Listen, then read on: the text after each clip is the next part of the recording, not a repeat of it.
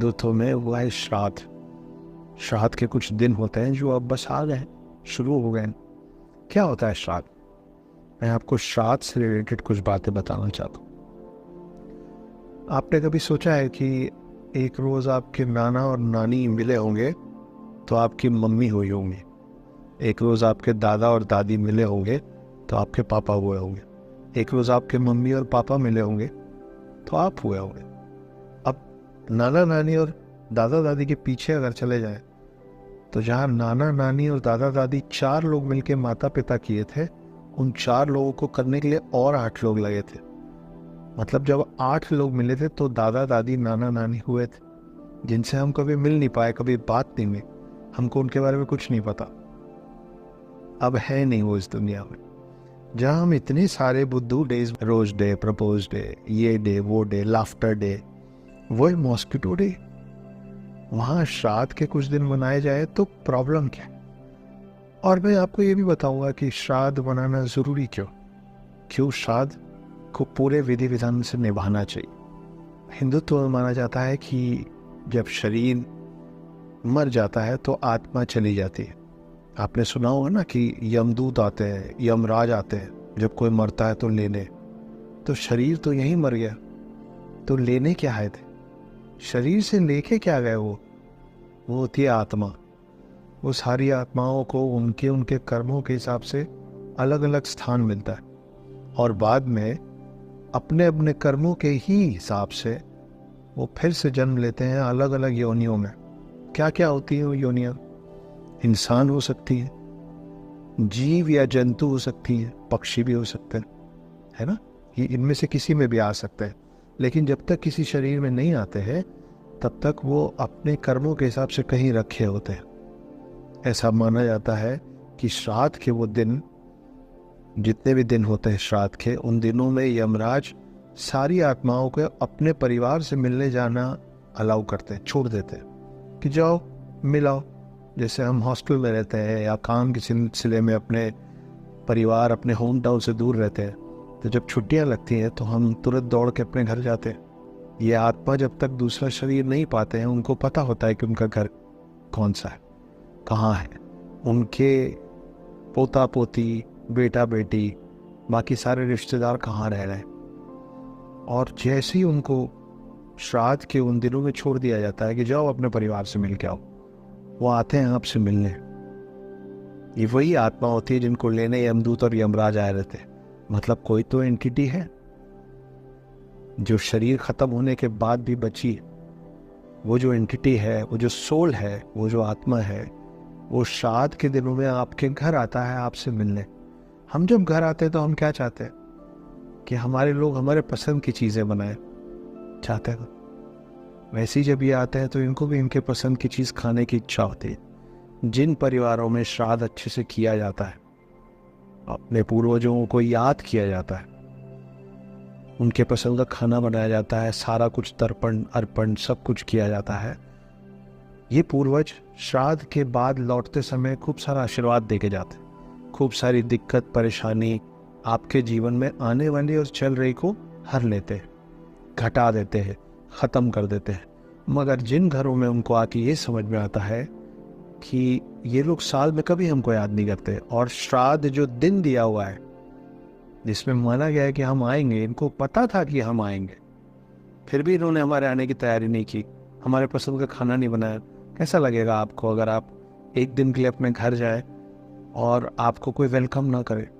कैसा लगेगा आपको कि अगर आप एक दिन अपने घर जाए साल भर बाद और आपके पसंद की चीज़ बनाने और प्यार से परोसने वाला कोई हो ही ना? अच्छा नहीं लगेगा ना? जब इनके साथ ऐसा होता है और इनको अच्छा नहीं लगता तो इनको भी गुस्सा आता है। और जब इनके मन का होता है और ये आशीर्वाद देते हैं, तो जब इनके मन का नहीं होता है तो ये श्राप भी देते हैं, ये नाराज़ होकर चले जाते हैं, जिसके कारण आप पे और आपके परिवार पे बहुत सारी विपदा, दुख, परेशानियाँ, बीमारी, तकलीफ़ें, ये सब आती हैं। ये हमारे ग्रंथों में लिखा हुआ है। इसीलिए श्राद्ध के समय वो सारी चीज़ें बनाई जाती हैं जो हमारे पूर्वजों को अच्छा लगता है। हो सकता है कि उस पूर्वज से आप पर्सनली कनेक्ट ना हो, आपको समय ना मिला हो। जैसे मैं अपने दादाजी से कभी नहीं मिला, अपने नाना जी और नानी जी से कभी नहीं मिला, सिर्फ अपनी दादी से मेरी भेंट हुई है।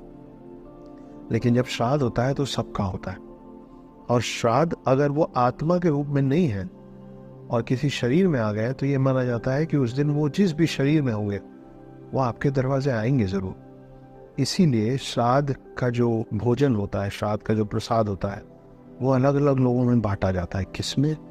ब्राह्मण में, ताकि अगर वो इंसान रूप में हो तो उन तक पहुँचे। चींटियों को खिलाया जाता है ताकि वो अगर कीड़े मकोड़ों के रूप में हो तो उन तक पहुँचे। कौवे को खिलाया जाता है ताकि अगर वो पक्षी के रूप में है तो उन तक पहुँचे। गाय को खिलाया जाता है ताकि अगर वो शाकाहारी पशु है तो उन तक पहुँचे। और कुत्ते को खिलाया जाता है ताकि अगर वो नॉन वेजिटेरियन योनि में भी पैदा हुआ है तो भी उस तक पहुँचे। किसी भी रूप में पहुँचे, उनकी चीज़, उनका खाना उन तक पहुँचना चाहिए। आप सोचिए कि आज प्रेजेंट में आप यहाँ इसलिए हैं क्योंकि पास्ट में ये सब यहाँ थे। ये थे, इस वजह से आप हैं, और एक दिन आप हैं इस वजह से लोग होंगे इस दुनिया में। अगर आपको लगता है कि आपको अच्छा नहीं लगेगा कि श्राद्ध के रोज़ आप अपने घर आए मरने के बाद और आपको प्यार से वेलकम ना किया जाए, आपके पसंद का भोजन आपको ना परोसा जाए, और आपको दिखे कि आपके दुनिया छोड़ देने के बाद आपको इस पूरी दुनिया में कोई याद नहीं कर रहा है, तो कैसा लगे? श्राद्ध अच्छी चीज़ है। श्राद्ध करने से घर में शांति आती है। बड़ों का, पूर्वजों का आशीर्वाद आप पे और मुझ पे बना रहता है। इसलिए अगर अभी श्राद्ध को सीरियसली नहीं लेते हैं, लगता है कोई बात नहीं चलता है, तो श्राद्ध पंडित को बुलाइए, कीजिए। ये हमारा सिर्फ रिचुअल नहीं है। अगर आप ये मानते हैं कि आत्मा होती है तो आपको ये मानना होगा कि आत्मा भी अपने परिवार से मिलने लौटती होगी। ये वही वक्त है श्राद्ध का जब आपके पूर्वज आत्मा के रूप में या पक्षी के रूप में या जीव जंतु के रूप में, किसी भी रूप में आपके आसपास एक बार आते ज़रूर। अगर खुश करके भेजेंगे तो आशीर्वाद मिलेगा, अगर दुखी करके भेजेंगे श्राप भी मिल सकता है। श्राद्ध पक्ष को पितृपक्ष भी कहते हैं। कब से कब तक होता है ये? पूर्णिमा से शुरू होता है, अमावस तक चलता है। तो अगर आपको नहीं मालूम है कि आपके पूर्वजों के देहांत की तिथि क्या है तो अपने बड़ों से पूछिए, अपने माता पिता से पूछिए। अगर आप यंग जनरेशन हैं जिनको श्राद्ध के बारे में कम पता है तो अपने बड़ों से पूछ के, समझ के इस प्रैक्टिस को शुरू कीजिए। क्या क्या नहीं मनाते होते हैं हम हैप्पी फ्रेंडशिप्स डे करके अपने दोस्तों को ट्रीट देते हैं ना, उनके पसंद का खाना, पार्टी करना। वैसे ही मदर्स डे और फादर्स डे पे मॉम डैड के पसंद का काम, वैसे ही वैलेंटाइंस डे के दिन अपनी गर्लफ्रेंड या अपनी वाइफ के पसंद का। ये श्राद्ध डे है, इसमें पूर्वजों के पसंद की चीज़ होनी है। पर अगर आपको ये नहीं मालूम है कि आपके पूर्वजों के देहांत की तिथि क्या है तो पूरे श्राद्ध का जो आखिरी दिन होता है उसको कहते हैं सर्वपितृ अमावस। उस दिन सारे पूर्वज आपके पास आते हैं। अगर डेट नहीं पता है, बाकी दिन नहीं कर पा रहे हैं, तो ये सबसे खास दिन है। इस दिन करना मिस मत कीजिए। अगर आप किसी बड़े शहर में रहते हैं, फॉरेन में रहते हैं, या आपको इनमें से कोई भी चीज़ नहीं पता है, तो बहुत सिंपल तरीका बताता हूँ। ब्राह्मण को बुलाइए, पंडित जी को बुलाइए और उनको दान दक्षिणा दीजिए। चलिए फॉरेन में है, पंडित भी नहीं है, आसपास कोई गुरुकुल हो, कोई ऐसा अनाथालय हो, कोई वृद्धाश्रम हो, तो वहाँ जाके थोड़ा बहुत दान पुण्य करके आइए। पूर्वजों को आपका भाव देखना होता है, आपकी श्रद्धा देखनी होती है श्राद्ध में, ना कि आप किसके साथ क्या कर रहे हैं। तो ये ज़्यादा अच्छे तरीके मैंने पहले बता दिए। इनमें से जो चीज़ें हो सके कीजिए। डेट पता नहीं है तो क्या करना है बता दिया।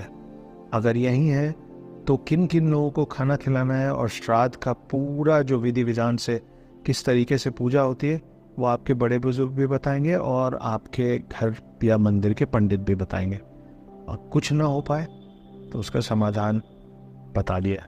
इनमें से जो भी चीज़ हो पाए कीजिए।